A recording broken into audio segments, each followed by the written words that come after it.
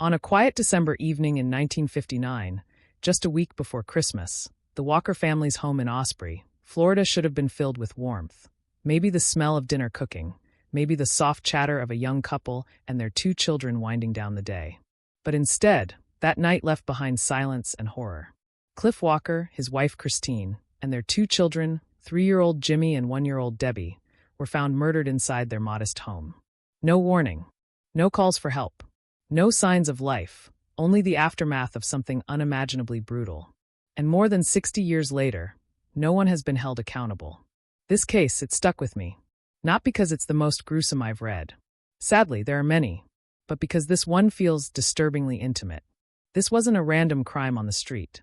This was a family inside their own home, where they should have been safest.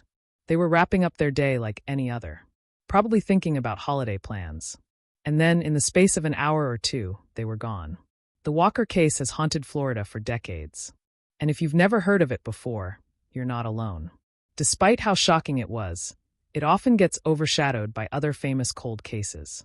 But this one deserves attention, because there's something so deeply wrong about what happened, and so deeply frustrating about the way the investigation unfolded. The evidence, the missed chances, the strange parallels to other crimes. It all paints a picture that's chilling and unfinished. And so I want to take you back to that quiet, rural town in the 1950s, before DNA testing, before surveillance cameras. A time when justice often depended on who talked first, and who stayed quiet. In this video, we'll walk through everything. Who the Walkers were, what happened on that night, the strange details that still don't add up, and the theories, some wild, some terrifyingly plausible, that have kept this case alive in whispers and files ever since. I'll also share some of my own thoughts as we go. And I hope you'll share yours too. Because sometimes a fresh perspective, even from someone outside the case, can light up something that's long been in the dark. So grab a blanket, maybe dim the lights, and let's take a closer look at one of America's most haunting cold cases. Who could commit such a brutal crime and simply disappear? Let's find out. Back in 1959, Osprey, Florida, wasn't the kind of place where people locked their doors. It was a small, quiet town on the Gulf Coast, surrounded by citrus groves, sandy roads, and neighbors who knew each other by name. Families left their windows open at night. Children played barefoot in the yard until the sun dipped behind the trees. And the Walker family? They fit right in.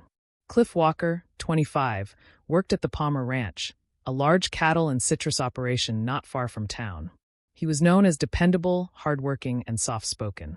Christine, also 25, was a stay-at-home mom who'd once been a schoolteacher before choosing to raise their 2 children full-time. Friends described her as kind, bright, and deeply devoted to her family. They'd been married for about 5 years. Their son, Jimmy, was 3. Curious, cheerful, always running around. Their daughter, Debbie, had just turned 1. Still wobbly on her feet, still babbling instead of speaking in full words, but already stealing hearts. They lived in a modest wood-frame house on a rural dirt road, just off State Road 681. Nothing fancy, just a clean, simple home where the scent of baby powder mixed with the warmth of home-cooked meals. They had a carport, a front porch, a Christmas tree in the living room. And by all accounts, they were happy. That's what made what happened next so hard to understand. The Walkers had no known enemies. No financial troubles. No signs of domestic conflict. They weren't caught up in anything shady or hanging around the wrong people. They were just ordinary. Ordinary in the way so many of us are.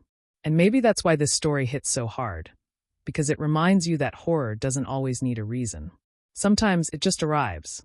Quietly. Unexpectedly. And leaves everything broken behind. People in Osprey still talk about them, even now. Those who were kids back then remember the fear that crept in after that December.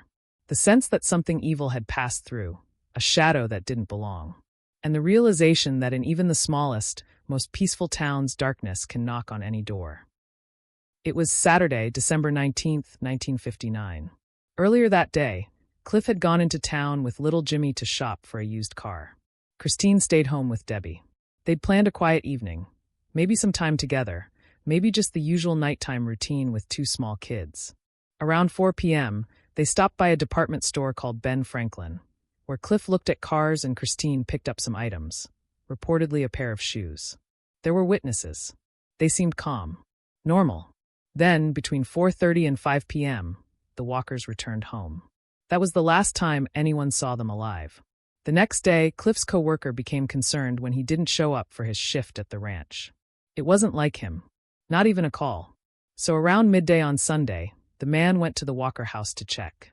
The front door was closed but unlocked. Inside was a scene no one was prepared for. Cliff Walker was found first, near the front of the house, shot to death. Christine was in the bathroom. She'd also been shot, and horrifyingly, there was evidence she had been sexually assaulted before being killed. Jimmy, just 3 years old, had also been shot, found in the bedroom. Debbie, the youngest, had been drowned in the bathtub.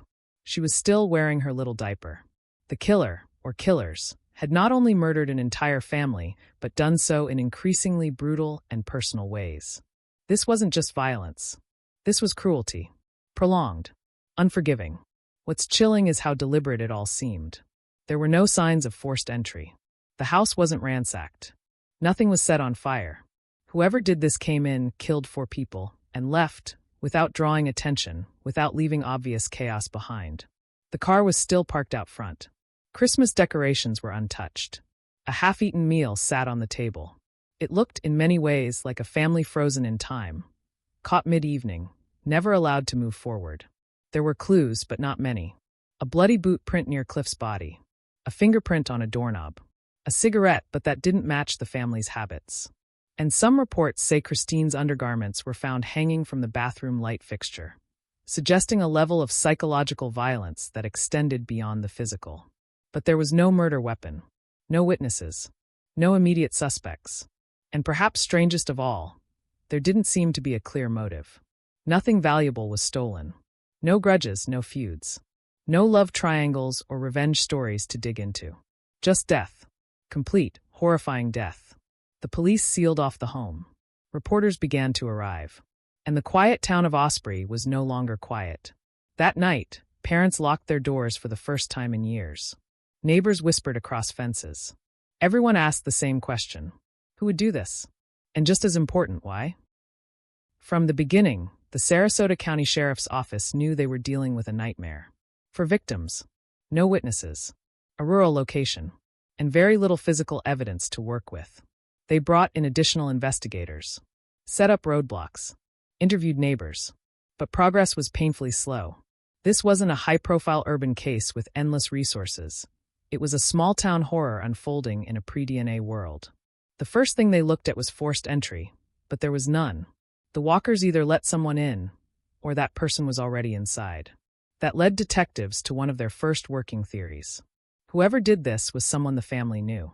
Someone they trusted enough to let through the door. Possibly even a friend. But even that theory came with complications. If it was a friend, why the sexual assault? Why kill the children? Why no signs of a struggle? Leads began to dry up quickly. There were whispers about a jealous ex-boyfriend of Christine. Others speculated about a co-worker of Cliff's, someone who might have held a hidden grudge. But nothing ever stuck. The alibis were solid. The timelines didn't match. The evidence just wasn't there. Then came the rumors about strangers passing through town.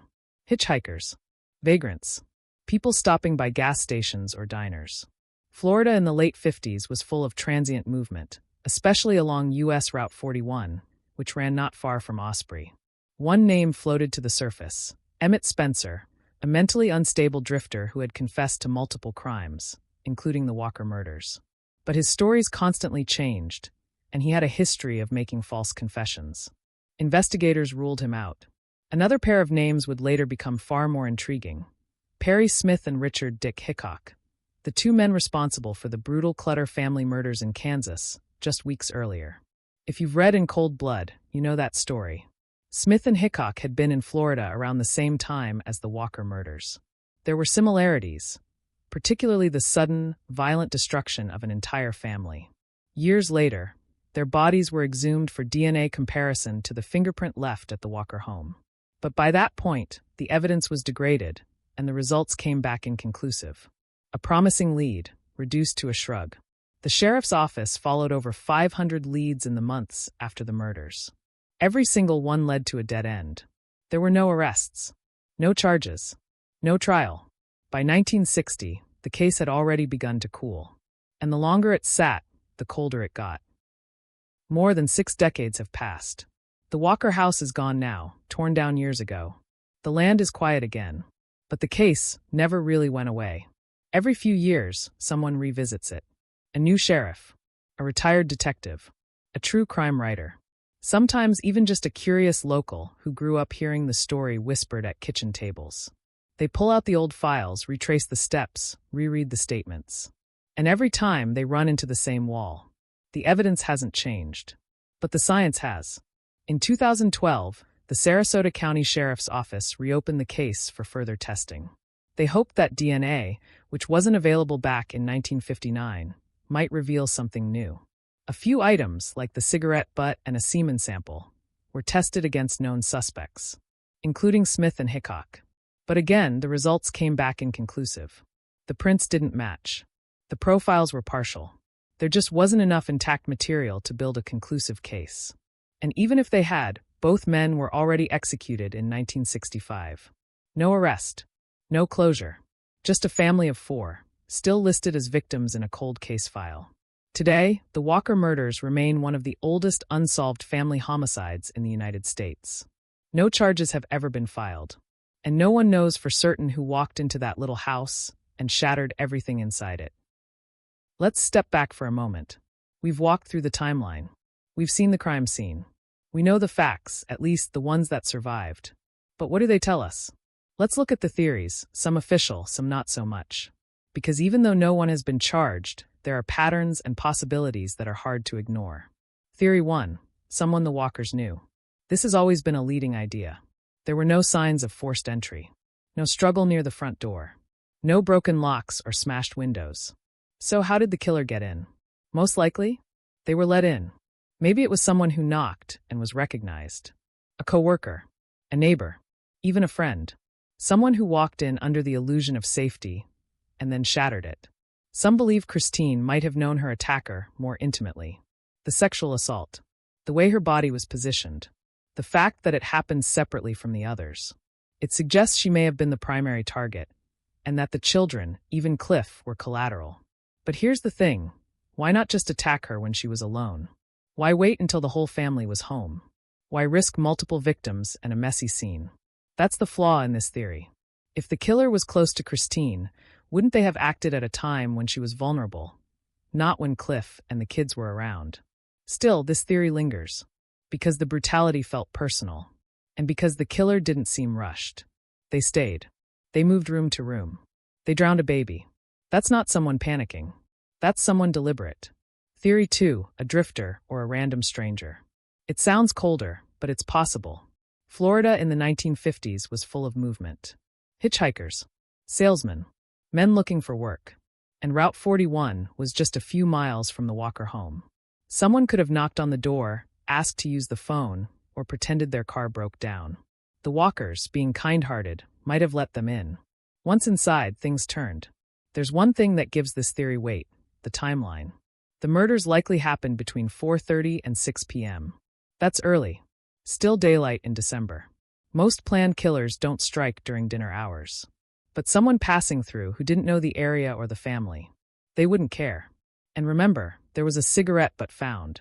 A boot print that didn't match Cliff's shoes. And the fact that Christine's purse was dumped out on the floor. All small signs that someone unfamiliar may have rifled through the house. But again, the question is why? Why kill for people? Why not just rob the place and leave? This is where Theory 2 falls short. There was no theft, no ransacking, no urgency to flee. So unless the killer was deranged or driven by more than money, it just doesn't quite fit. Theory 3, Smith and Hickok. Now this is the one that's haunted the case for decades. If you've read In Cold Blood, you know the names. Perry Smith and Richard Hickok murdered the Clutter family in Holcomb, Kansas on November 15, 1959. Just over a month before the Walkers were killed. The Clutter case was chillingly similar. A family of 4, shot to death in their home. No clear motive, just cruelty. After killing the Clutters, Smith and Hickok fled south. Records confirm they were in Florida in mid-December. They even tried to sell stolen items in Sarasota, just miles from Osprey. The timeline fits. Their method fits. The randomness fits. And some believe that, emboldened by getting away with one family murder, they did it again. Years later, their bodies were exhumed. DNA was tested, but the results were frustratingly inconclusive. Too much time had passed. The samples weren't clean, and the only fingerprint left at the Walker house didn't match. Still, the theory hasn't been ruled out. And to this day, some detectives say if they had to put money on it, they'd bet on Smith and Hickok. Personally, I keep circling back to this. Whoever did it didn't just kill. They took their time. They didn't rush. They didn't panic. And they didn't leave much behind. That kind of control? It usually means one of two things. They'd done it before, or they knew exactly what they were doing. Either way, someone got away with murder. 4 of them. And over 60 years later, we're still asking the same question. Who? The Walker family's story is one of the most haunting and perplexing unsolved crimes in American history. On that quiet evening of December 19, 1959, for lives were erased, Cliff and Christine Walker, along with their 2 young children, Jimmy and Debbie. No alarm. No major signs of struggle. Just a home turned into a scene of horror. For over 6 decades, the case has remained unsolved. No one has ever been charged. Promising leads faded one by one. From 2 escaped convicts with inconsistent confessions, to potential suspects like Emmett Spencer, or even close friends of the family, every trail led to a dead end. DNA evidence came too late. Modern technology once sparked hope, but the 2012 test results quickly put that hope to rest. The Walker family now exists only in memory, and in a case file with no resolution. With this case, it's not just about the details of the crime, it's about something deeper. For innocent people were taken from this world in the most violent way imaginable. And for more than 60 years, no one has been held accountable. That's not just terrifying, it's unacceptable. It reminds us that justice isn't always guaranteed. That even in a world filled with forensic tools, databases, and advanced science, some truths remain buried. But maybe that's where we come in. By keeping these stories alive, by remembering the names, the faces, and the silence that followed, we push back against forgetting. We keep the light on. This case, for me, is a chilling reminder that even the warmest homes can hide the darkest secrets. It could have been anyone's house, anyone's family, and that's what makes it stick. What do you think really happened that night? Do you believe someone close to the family was involved? Do you think the real killer ever feared being caught? Or did they know they'd gotten away with it from the very beginning? Backhand index pointing right, drop your theories in the comments. Backhand index pointing right, vote in the poll. Will this case ever be solved? Yes, eventually, or no, never. Backhand index pointing right, and if this story stayed with you, hit the like button. Share the video with someone who loves true crime and unsolved mysteries. This isn't just a story to tell and forget. It's a wound in the record that still needs to be healed. Thanks for watching, and for keeping the memory of the Walker family alive. More cases like this are out there, unsettled, waiting in the dark. Subscribe to the channel for more haunting mysteries, unresolved cases, and stories that stay with you long after the screen fades to black. Until next time, stay curious, stay safe, and never stop asking questions.